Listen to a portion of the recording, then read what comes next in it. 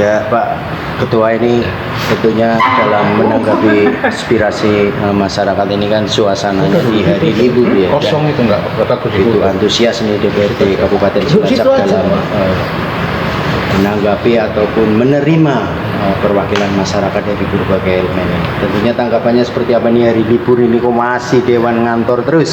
Ya. Gini, begitu adik-adik mahasiswa dan elemen yang lain, elemen masyarakat ingin menyampaikan aspirasinya yang barangkali tidak hanya aspirasi mahasiswa dan yang hadir, tapi hampir menjadi kegaduhan, hampir menjadi kalau orang Jawa maras ya. Kita harus bisa membaca, kita harus ajur-ajur masuk ke dalam pikiran masyarakat, karena kita DPRD. Giliran mau menyampaikan tapi waktunya kok mepet, suratnya Jumat untuk beraudiensi Sabtu.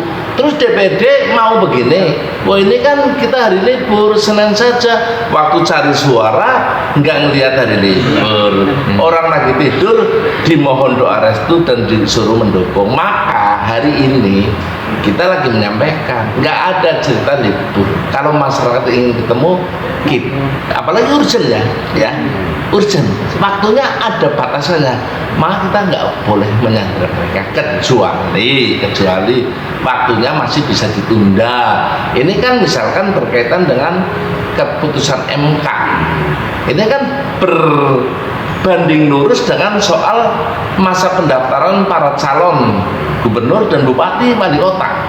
Nah, kalau itu Selasa dibuka, teman-teman mahasiswa dan elemen masyarakat yang lain kok kita terima hari Senin, mentang-mentang anggota DPRD kita lagi libur, bukan jam kerja, namanya kita tidak bisa membaca suasana hati masyarakat. Sama mahasiswa kok lagi libur, kok Sabtu bisa hadir. Loh, sudah berjuang begitu rupa. Kita yang duduk di sini ya bukan hanya bagus, wajib. Ini hal biasa, bukan luar biasa. Kita hadir di hari yang bukan jam kerja. Karena apa? Yang luar biasa aspirasinya, yang luar biasa menangkap aspirasinya, yang luar biasa mau meluangkan waktu, tenaga dan pikirannya untuk datang ke gedung DPRD. Ya Pak Ketua, tentunya tanggapannya Pak Ketua seperti apa ini ya? Artinya bahwa fraksi PDI Perjuangan itu berjuang betul dalam hal membela konstitusi.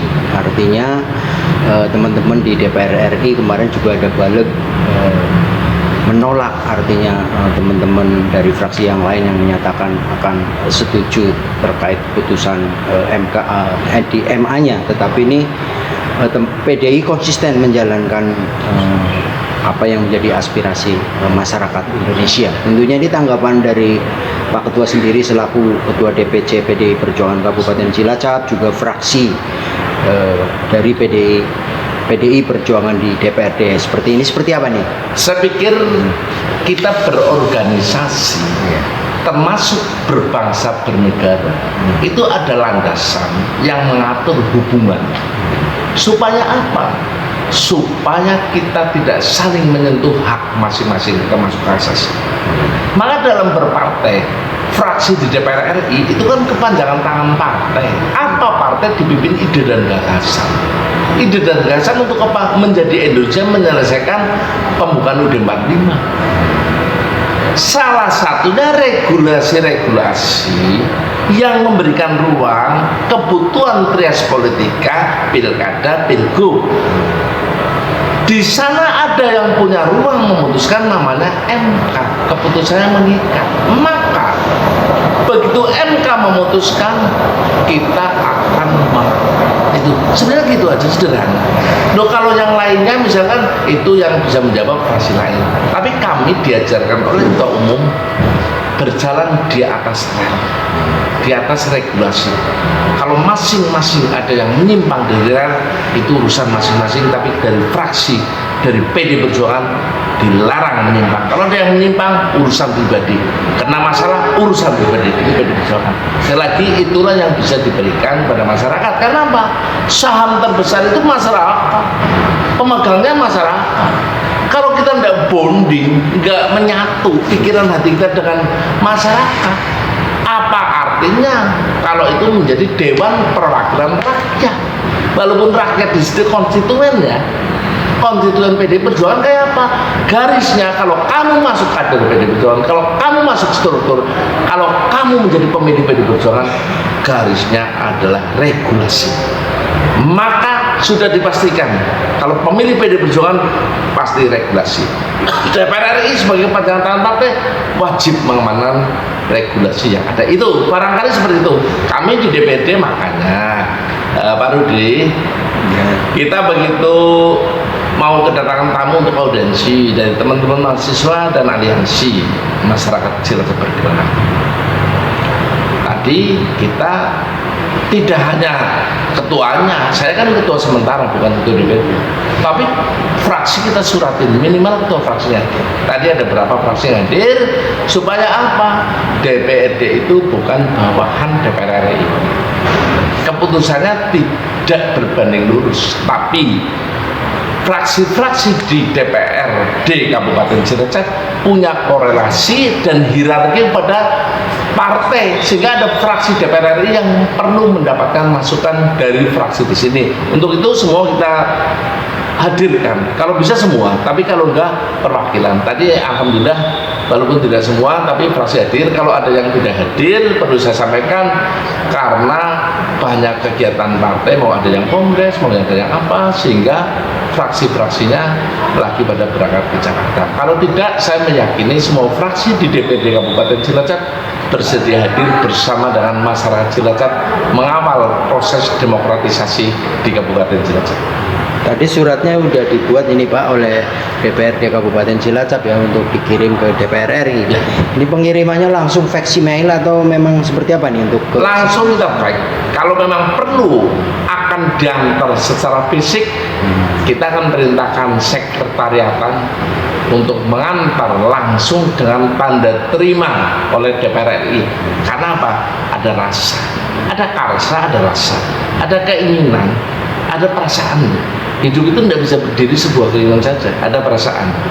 Apakah kalau kita melaksanakan ngomong terus mereka percaya? Belum tentu percaya.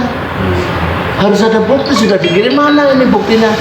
Oh, kita kan nanti sampaikan pada media juga. Supaya apa? Supaya trust, kepercayaan terhadap lembaga ini terjaga. Jangan sampai kita hanya omong doang, nggak ada tindakan yang bisa dipertanggungjawabkan. Loh, kok mereka nggak percaya? Ya barangkali pernah suka ada yang berbohong di mana, di kabupaten mana misalkan. Maka nggak boleh disalahkan kalau ada yang kurang percaya. Tinggal kita buktikan saja bahwa DPD Kabupaten Cilacap insya Allah nggak akan berbohong. Dengan apa?